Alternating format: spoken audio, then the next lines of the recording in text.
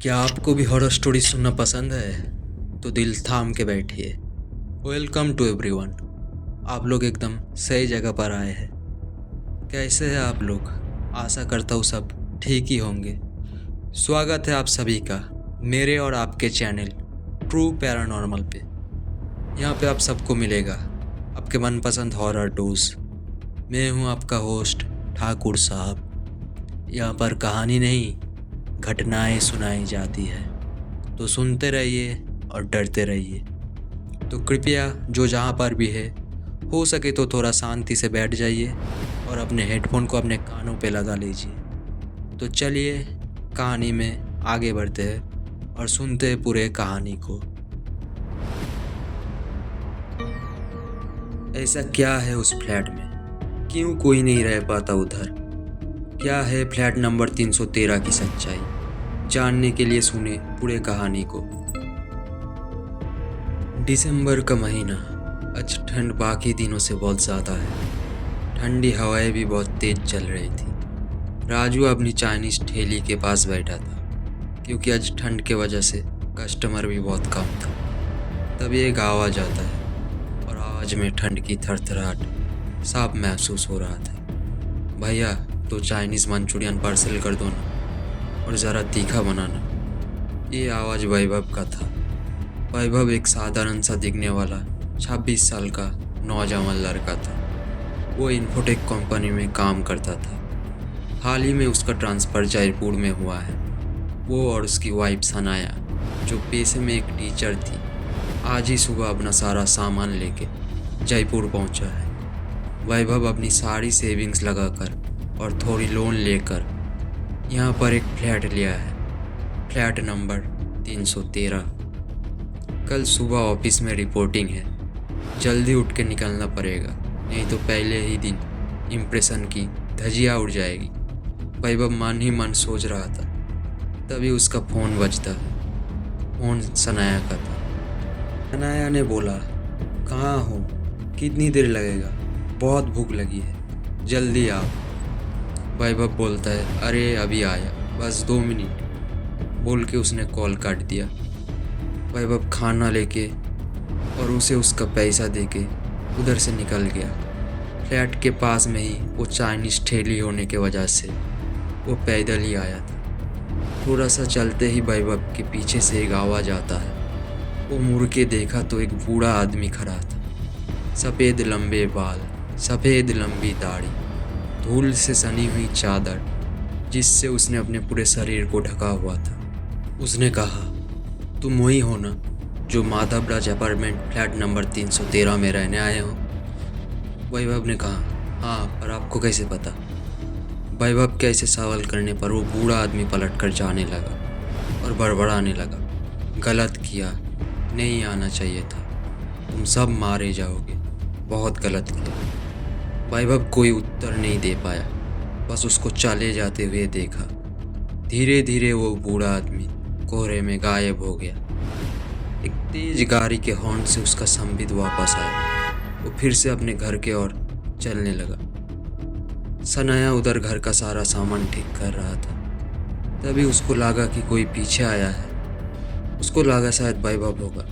वो बिना पीछे मुड़े ही बोलने लगा, अरे कहाँ रह गए थे, इतना देर हो गया, सुबह से सिर्फ चिप्स खाए हैं, चिप्स के सिवा कुछ नहीं खाए, भूख से मारे जा रही, अब जल्दी दो, मैं डिश में परोस देती हूँ। बोल के वो पीछे मुड़ी तो देखा वहाँ कोई नहीं है। दरवाज़ा भी बंद था, तो कोई कैसे अंदर आएगा? सनाया ये तय नहीं कर पा रही थी कि उसने जो देखा वो उसकी भ्रम था या कुछ और। सनाया ये सोच रही थी, तभी उसका डोर बेल बजता है और वो चौंक जाती है। दरवाज़ा खोल के देखा तो वैभव था। दोनों ये बात एक दूसरे को बताना चाहते थे, पर नहीं बताना ही बेहतर समझा। उसके बाद दोनों डिनर करके अपने बेडरूम में चले गए सोने के लिए। रात के 2 बजे थे। घर में एक छोटा लाल कलर का डिम लाइट जल रहा था। वैभव सो गया था, लेकिन सनाया को नींद नहीं आ रही थी। वो बस करवटें बदल रही थी और सोच रही थी कि कैसे वो वैभव से मिली, कैसे दोनों में प्यार हुआ, फिर कैसे दोनों ने अपने घर वालों को मनाया और फिर शादी हुई। ये सब सोच ही रहा था, अचानक से वो चौंक गई। उसे लगा कि अलमारी के पास कोई है, लेकिन अंधेरा ज़्यादा होने की वजह से उसे कुछ ठीक से दिखाई नहीं दे रहा था। वो घबरा के कंबल पूरा सर पे ओढ़ के सो गई। थोड़ी देर सोई थी कि उसकी आंख खुल गई। उसके नाक में एक अजीब सी बदबू आती है, जैसे बहुत दिनों से मांस सड़ा हुआ हो। उस बदबू से उसका सर फटे जा रहा था। उसने बाजू में देखा तो वैभव उधर नहीं था। वो घबरा के किचन में गई। शायद वैभव किचन में पानी पीने गया, पर वो किचन में भी नहीं था। वो हॉल में आई, पर वैभव वहाँ पर भी नहीं था। उसे महसूस हुआ इस रूम में ठंड कुछ ज़्यादा ही है। ठंड के मारे उसका पूरा बदन थर थर करके कांप रहा था। वो बेडरूम की ओर जा रही थी, तभी वो बदबू फिर से आने लगी। उसे लगा पीछे कोई है। वो पीछे मुड़ी तो उसका होश उड़ गई। दरवाजे के पास एक औरत खड़ी थी, जो उसे ही घूरे जा रही थी। वो औरत उसके पास आने लगी और वो बदबू और भी तेज होती गई। जब वो औरत एकदम से उसके पास आ गई, तब अचानक से उधर का ठंड मानो जैसा कम हो गया, और अचानक से इतना ज़्यादा गर्मी बढ़ गया कि सनाया का पूरा शरीर पसीना पसीना हो गया। उसने उस औरत को देखा तो वो डर के मारे थर थर काँप रही थी। उसने देखा उस औरत का पूरा शरीर जला हुआ है, दोनों आंखें एकदम पीले कलर के हैं और वो बाहर निकल गया है। शरीर के जले हुए भाग से अभी भी धुआं निकल रहा है और उसका दांत मानो जैसे किसी शैतान का हो। सनाया उधर से भागना चाहती थी, वो अपने आंखें बंद करना चाहती थी, लेकिन वो कुछ नहीं कर पाया। मानो जैसे किसी ने उसकी पूरी शरीर को जकड़ लिया है। अब वो औरत बिल्कुल सनाया के पास में थी। उसने सनाया से कहा, चले जाओ यहाँ से, नहीं तो वो तुम सबको मार देगी, सब जल के राख हो जाओगे। चले जाओ, जान प्यारी है तो। सनाया की आंखें खुल गई। वो डरी हुई थी। उसकी नज़र घड़ी पर गई। सुबह के 9 बजे हुए थे। दिसंबर की ठंड में भी उसका पूरा शरीर पसीना से भीगा हुआ था। उसका सर अभी भी दर्द कर रहा था। वो एक हाथ से अपने सर को दबाते हुए सोच रहा था कि सच में क्या ये एक सपना था, लेकिन कैसे? मैंने तो उसे खुद महसूस किया था। ये सब सोचते सोचते उसे अचानक वैभव का ख्याल आता है। तभी उसकी नज़र टेबल पर रखी एक चिट्ठी पर गई। चिट्ठी वैभव का था। उसने लिखा है, तुम बहुत गहरी नींद में थी, इसीलिए नहीं जगाया। मैंने ब्रेकफास्ट कर लिया है और लंच बाहर कर लूँगा। अपना ध्यान रखना, वैभव। दोपहर के 1 बजे सनाया को वैभव का कॉल आया। वैभव ने बोला, आज ऑफिस से 4 बजे तक आ जाऊँगा, फिर दोनों साथ मिलकर डिनर करने जाएंगे। रात के 11 बजे वो दोनों बाहर से डिनर करके घर आते हैं। दरवाज़ा खोलते ही सनाया को कुछ जलने की बू आती है। उसने वैभव की ओर देखा और कहा, वैभव, तुम्हें कुछ जलने की बू आ रही है? वैभव ने पूछा, नहीं तो, क्यों? सनाया ने बोला, नहीं, कुछ नहीं। बोल के सनाया दरवाज़ा बंद कर देता है। रात के 2 बजे थे। फिर से कुछ जलने की बदबू की वजह से सनाया की आंख खुल जाती है। फिर से वही सब कुछ महसूस हुआ, जैसे कोई उसको घूर रही थी।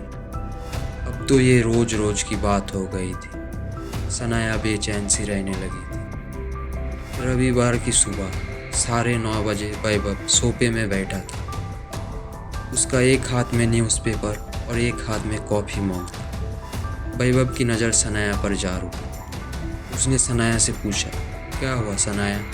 काफ़ी समय से देख रहा हूँ, तुम कुछ परेशान सी लग रही हो, हमेशा बेचैन सी दिखती हो। तबीयत तो ठीक है ना तुम्हारी, या फिर कुछ और बात है?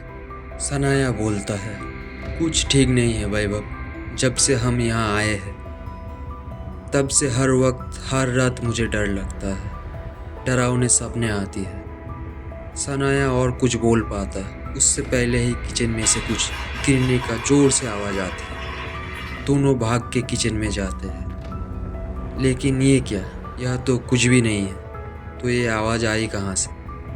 वैभव सनाया की ओर देखा तो उसने नोटिस किया सनाया मानो जैसे पूरा जम गया था। सनाया ने वैभव के पीछे उसी आधी जली हुई औरत को देखा। वो वैभव को घूरे जा रही थी। वैभव ने सनाया से पूछा, क्या हुआ, ऐसे क्यों देख रही हो? सनाया डरते हुए उस औरत की ओर उंगली दिखाते हुए कहा, वैभव वो तुम्हारे पीछे है। ये बोलते बोलते ही उसके आंखों के सामने अंधेरा छा गया और वो बेहोश होकर गिर पड़ी। वैभव बार बार सनाया का नाम लेके उसके मुंह पर पानी छिड़का रहा था। सनाया अब धीरे धीरे होश में आ रही थी। सनाया थोड़ी देर बाद उठ के बैठा। वैभव उसे पूछा, क्या हुआ सनाया, अचानक क्या हो गया था तुम्हें? तुमको मालूम है मैं कितना घबरा गया था। तुम किसी की ओर इशारा कर रही थी सनाया, ऐसा क्या देखा तुमने? वैभव ने पानी का गिलास सनाया के हाथ में दिया। सनाया पानी ख़त्म करके पिछले 10 दिनों में उसके साथ जो हुआ सब कुछ वैभव को बता दिया। वैभव कुछ सोच में डूब गया। उसको वो बूढ़ा आदमी की बात याद आ गई, लेकिन सनाया को कुछ नहीं कहा क्योंकि आगे वो सनाया को और डराना नहीं चाहता था। फिर वैभव ने कहा, देखो सनाया, ज़्यादा मत सोचो, शायद तुम्हारी स्ट्रेस की वजह से ये सब हो रहा है। थोड़ी देर आराम करो, मैं हॉल रूम में बैठता हूँ। ये बोल के वैभव हॉल रूम में चला गया। अगले दिन ऑफिस में वैभव कुछ सोच में डूबा था। तभी रवि की नज़र उस पर पड़ती है। रवि वैभव का दोस्त था। वैसे तो वैभव को कंपनी ज्वाइन किए हुए कुछ ही दिन हुए थे, लेकिन उसके फ्रेंडली बिहेवियर की वजह से उसने बहुत से दोस्त बना लिया था। उनमें से एक था रवि। रवि और वैभव लंच साथ में ही करते थे, इसीलिए वो उसे लेने आया था। लंच करते करते भी वैभव का ध्यान सनाया की बातों पर था। रवि ने वैभव से पूछा, क्या हुआ भाई, कुछ परेशानी है? कब से देख रहा हूँ तेरा ध्यान कहीं और है। वैभव ने कहा, नहीं तो, क्यों, क्या हुआ? रवि ने फिर से बोला, भाई अगर कुछ प्रॉब्लम है तो बोल सकता है, शायद मैं ये कुछ काम आ सकूँ। उसके बाद वैभव ने सारी बात रवि को बता दिया, जो बात सनाया ने उसे बोला है। रवि ने कहा, ये सब वहम है और कुछ नहीं, ज़्यादा मत सोचो। देखो तुम लोग अभी अभी यहाँ आए हो, नया शहर, नए लोग, स्ट्रेस और थकावट की वजह से शायद उसको ये सब हो रहा है। वैभव ने रवि के बात पर सर हिला दिया। रवि को समझ आ गया था कि रवि की बातों से वैभव संतुष्ट नहीं हुआ। फिर रवि ने कहा, देखो मेरा एक दोस्त है डॉक्टर आनंद, वो एक साइकोथेरापिस्ट है। वैभव उसके बातों से चिढ़ गया और बोला कि तुम ये कहना चाहते हो कि सनाया पागल हो गई है? रवि ने कहा, अरे ऐसा नहीं है, जो पागल है सिर्फ वही साइकोथेरापिस्ट के पास जाते हैं, ऐसा नहीं है। ऐसे भी लोग जाते हैं जो बहुत दिन से स्ट्रेस में हो, डिप्रेशन में हो और रात को नींद ना आती हो। तुम एक बार उनसे मिल तो लो, मैं उनसे कल बात कर लूँगा। तुम कल ऑफिस के बाद चले जाना। वैभव ने बोला, अच्छा मैं सनाया को लेके वहाँ जाऊँगा, शुक्रिया मेरे हेल्प करने के लिए। जब वैभव रात को घर आके सनाया को ये बात बोला तो सनाया गुस्सा हो गई। सनाया ने बोला, मैं कोई पागल नहीं हूँ जो मैं उधर जाऊँ। मेरे को तुम्हें ये सब बताना ही नहीं चाहिए था वैभव।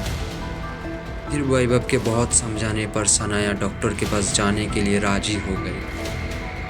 अगले दिन वैभव ऑफिस से 3 बजे तक घर आ गया और फिर सनाया को लेकर निकल गया। वैभव ने पहले से ही एक कैब बुक कर लिया था।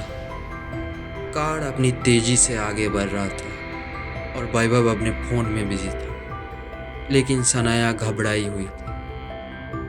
उसे महसूस हो रहा था कि उसके साथ साथ कोई है जो उसे फॉलो कर रही है। गाड़ी फिर अचानक रुक गई।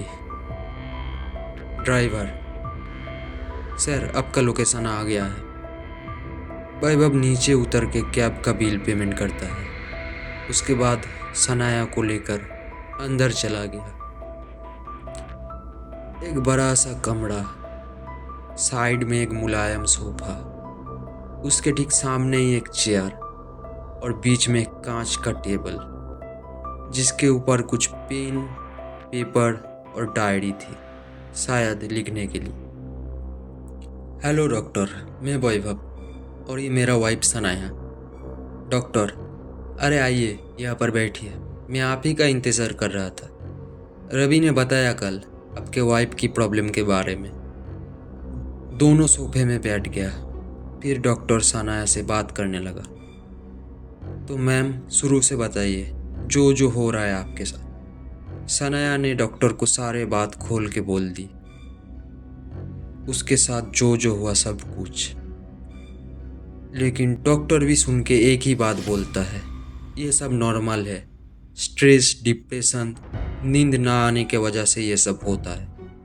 और कुछ मेडिसिन लिख देता है और बोलता है पॉजिटिव सोचने के लिए कुछ मेडिसिन लिख देता है और बोलता है सही वक्त पे सो जाने के लिए।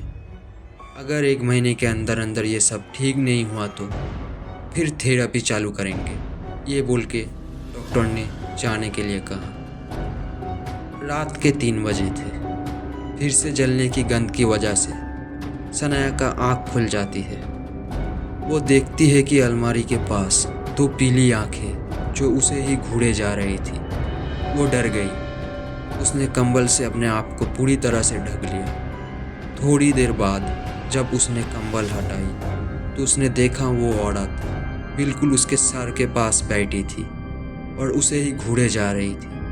वो कुछ करती उससे पहले ही वो औरत उस पर चढ़ गई और उसने सनाया के दोनों हाथों को पकड़ लिया। सनाया चीखना चाहती थी, वैभव को जगाना चाहती थी, पर उसका पूरा शरीर बुरी तरह से जकड़ा हुआ था। गंध की वजह से सनाया अपना होश खो रही थी। फिर वो औरत सनाया के कान के पास आकर फुसफुसाई, दुनिया का कोई डॉक्टर तुम्हें मुझसे बचा नहीं सकता। फिर सनाया की आंखें धीरे धीरे बंद हो गया। सुबह 7 बजे के अलार्म से सनाया की नींद टूटी। उसको रात में हुआ सारी बातें याद आ गई। वो वैभव को बताना चाहती थी, लेकिन वो जानती थी वैभव इसे दिमाग का वहम समझकर बात को टाल देगा। इसीलिए वैभव को ना बताना ही बेहतर समझा। ऑफिस में वैभव को सनाया का ख्याल आया। उसने सनाया को कॉल किया।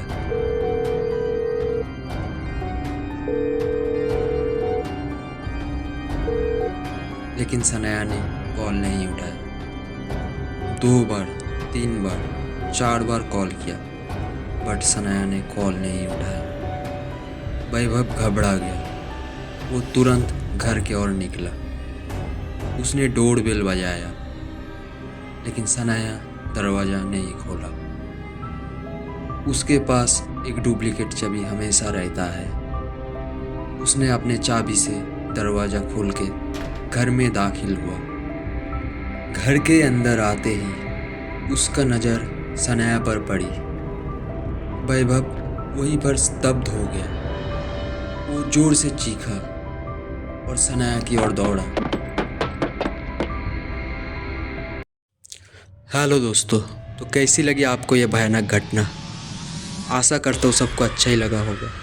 मेरे से कुछ गलती हो गया हो तो प्लीज़ कमेंट सेक्शन में बता देना। और अभी तक आपने चैनल को सब्सक्राइब नहीं किया हो तो प्लीज़ चैनल को सब्सक्राइब करके बेल आइकन के ऊपर प्रेस करके उसको ऑल में सेट कर दीजिए, ताकि जब भी चैनल में कोई नया वीडियो आए तो सबसे पहले आपके पास नोटिफिकेशन पहुंच जाए। और प्लीज़ हो सके तो एक लाइक भी कर देना। मिलते नेक्स्ट एपिसोड में स्टोरी के अगले पार्ट को लेकर।